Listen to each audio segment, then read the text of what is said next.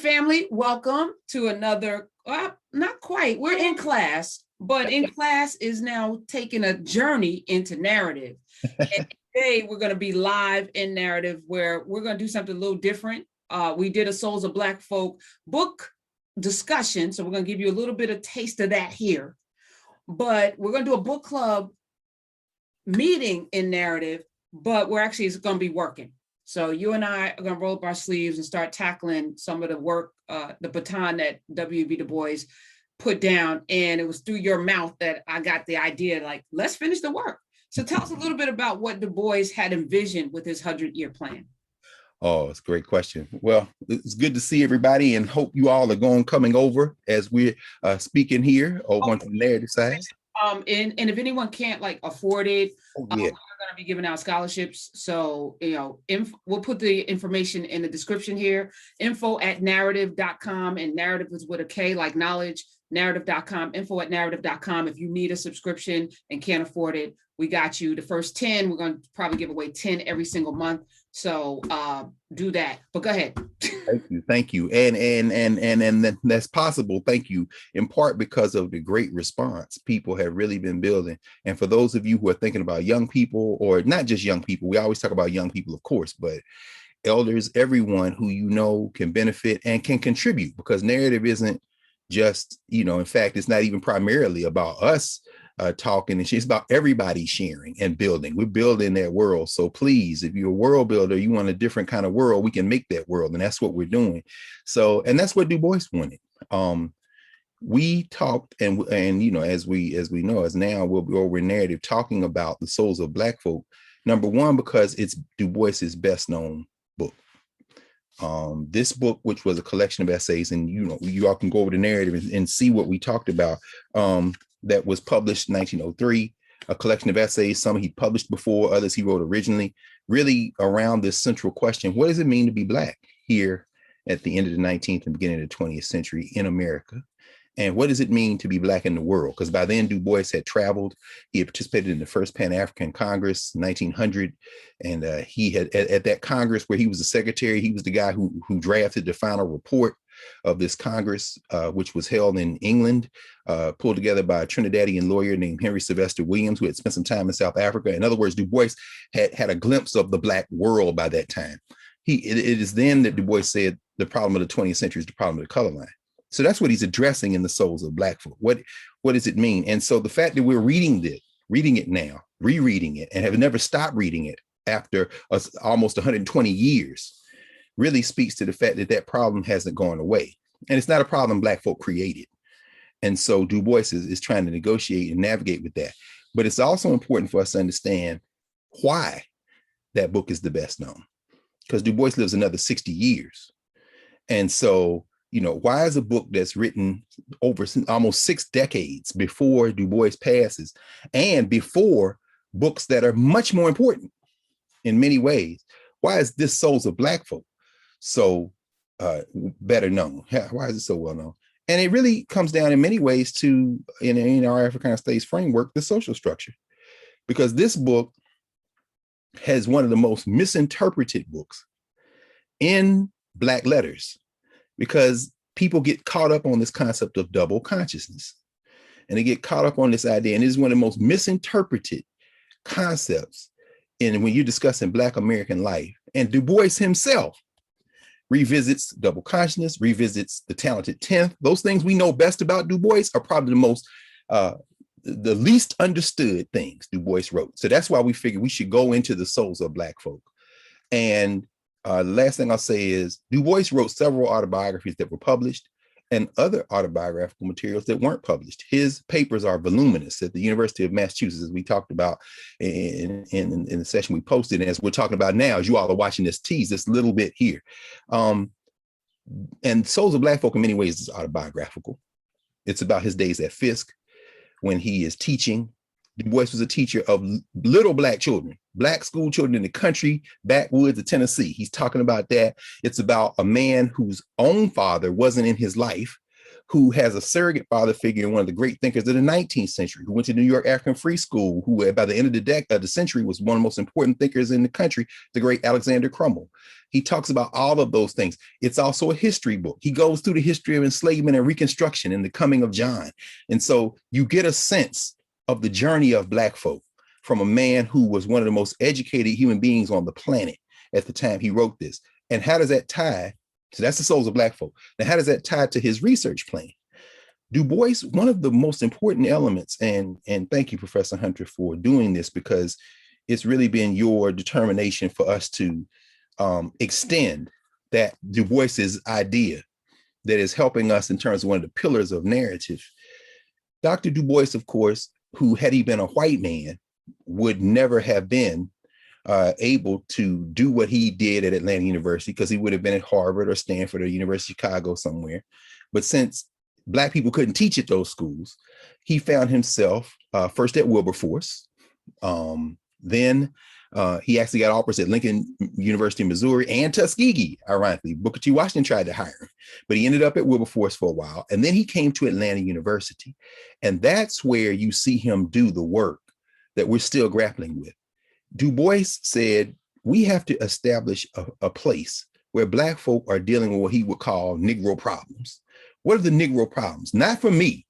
I'll be able to make a living. I'm an educated Black man even then. He said, but how do we deal with the masses of our people? Employment, education, healthcare, these big, broad categories where we're suffering, politics. How do we deal with this collectively? And so he said, let's map out what he called 100-year research agenda. And for every decade, in that research agenda, we will have these problems. So every year we'll talk about education, we'll talk about employment, we'll talk about healthcare. And that year we'll spend studying and thinking about these Negro problems. At the end of the year, we'll generate a report. Where are we? Where do we want to be? How can we get there? And at the end of that decade, year 11, we'll return to year 1.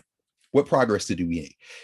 Year 12, we'll return to year 2. What progress would we make? He said, after a century, we should have had all these Negro problems solved. And as we're doing that, we're not just doing it for Blacks in America. We're going to start there because that's where we are. Everybody should start where they are. But it will continue to enhance. And imagine that is called collectively the Atlanta University Studies. And they didn't have a whole lot of money. It was Du Bois. It was a handful of scholars who he could get with him, Black scholars at Black institutions, a few non-Black scholars at other places, and it was the students. And remember now, Atlanta University is the name, but that's more of an aspiration than a reality. It's a small little place. And so in Atlanta, of course, we know it today as the Atlanta University Center.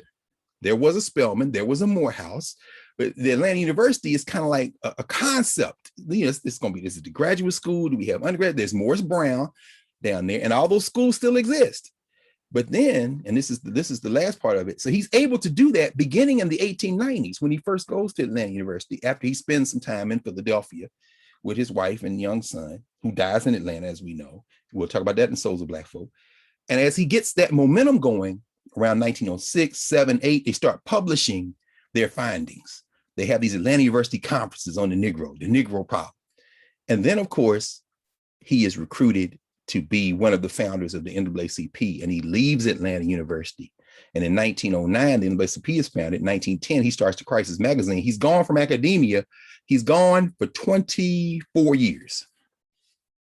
In 1934, Du Bois at the NAACP realizes I don't like the leadership now. I helped found this, but these people here, they're not really moving. You know what? I should rethink. I'm going to try to stay, but I don't know. I mean, and now they're coming for me to ask them questions about the Crisis magazine. I told them a generation ago, this is my thing. We're going to keep.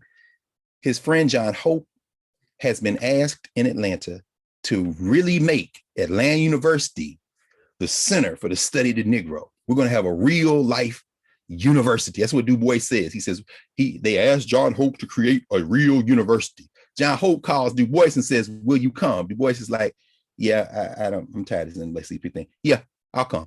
He gets to Atlanta.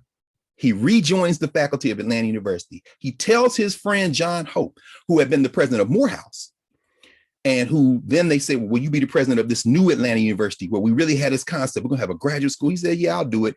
And I'm not giving up the presidency of Morehouse because I know how y'all are. He gets down there. They sign an agreement. This is the birth of what we call the Atlanta University Center now. People talk about AUC. That's really where it started. But when John Hope agrees to do it, some of the other presidents balk. There's a white woman named Florence Reed who used to work for the Rockefeller Foundation, who was the president of Spelman. She signs the paper, but she said, nah, we ain't gonna dissolve Spelman and fold it into no Atlanta University. They start backing up that same kind of mess that allowed, but Du Bois, he signed up, so he's there. John Hope is excited. John Hope literally, whether it be Ridgely Torrance's book on John Hope, whether it be Leroy Davis' book, The Clashing of the Soul, actually, which I had pulled out to reread, it's John Hope right here. John Hope almost like a white dude, right? A Clashing of the Soul, John Hope and the Dilemma of African-American Leadership and Black Higher Education in the early 20th century. It's Leroy Davis's book, who was down at Emory University. John Hope dies. And Du Bois, Atlanta University, recruited by his friend and they never have really liked Du Bois. He's too radical, but he's got protection because his friend is the president of this thing. John Hope is gone. And Du Bois soldiers on. And it takes him a few years, but he revives the Atlanta University studies in a concept. He says, okay, let's get all the HBCUs together and let's do a research consortium of Black institutional scholars, and we'll start publishing. I'm gonna revive these studies in a new way, and we're gonna do it. We're gonna create a journal called Phylon, a study of race and culture, a journal of race and culture. He gets the first issues out, he starts publishing, and then the clock runs out on Du Bois. Because what happens? Du Bois born in 1868, remember? So he's in his early 30s when he does it the first time. Then he goes to NAACP. But by 1934, Du Bois is 64. Yeah, because in 1934, it's 34 plus 32. He's 66. At 75, the trustees who ain't never really liked him, the people, they come to him and say, it's time for you to retire. Du Bois like, what? He said, yeah, you got to go. 1943, 1944, John Hope isn't there to protect him, and they force Du Bois to retire from the Atlanta University Center. Now, there's a whole lot of story in that, but I'll end with this. That was 1944. It's now 2021. Time to start again. So that's what we're doing. Now, Phylon still publishes. It's online now, but hey, we got Knarrative now. So let's pick up.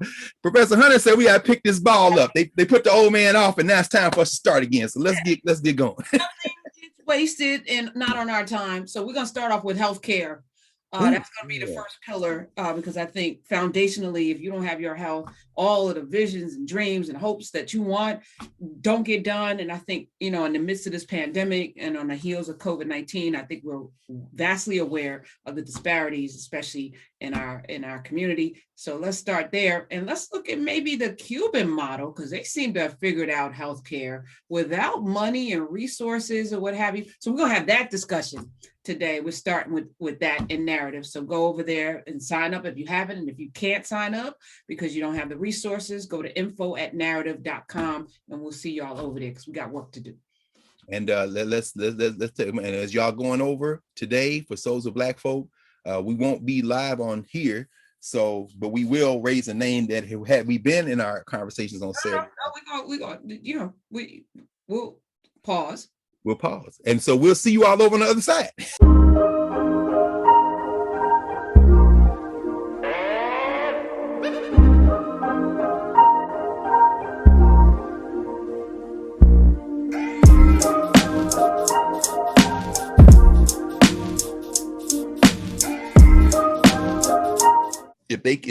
If you can show us, how people say, well, there are no qualified Black people. If you can show us a Black with that type of resume, those type of grades, that type of academic intelligence achievement, we will fund them to study wherever they want to study. Du Bois writes Rutherford B. Hayes. These are my grades. These are my degrees. I am the Negro. Give me the money. I am that. And in fact, he basically says, I don't know who else, but I am the one that you're talking about, this mythological creature that if you had, I am that man, give me the money. They gave DuBois the money. He's in Berlin. That is one of the reasons why, for the rest of his life, when you see DuBois, that little beard, that little pointed beard and that mustache, and he carried a cane and stuff, that's the German style. And he was influenced by those Europeans. He hanging out with white people. He talking to white girls. I'm saying that in the context of DuBois was very confident in his racial identity. And he was also someone who we would probably consider a Europhile. In other words, he looked at high culture. He wasn't a fan, for example, of the blues. I mean, DuBois is like, what is the best cultural form we can have? And how do we, so when you see him write in Souls of Black Folk about the sorrow songs, he's saying that is the highest form that Black people, in fact, it's the only original American form, and it's the highest form that Black people created, but it's not the blues, it's these sorrow songs, which means at the beginning of every chapter of Souls of Black Folk, he includes the music for one of the sorrow songs. He combines it with a poem from the European canon, and then underneath you'll see him score a sorrow song lyric. You know, does he play an instrument? What? No, he wasn't music. He wasn't a musician, but he was a scholar. And as a scholar, he was arguably the finest scholar on the planet.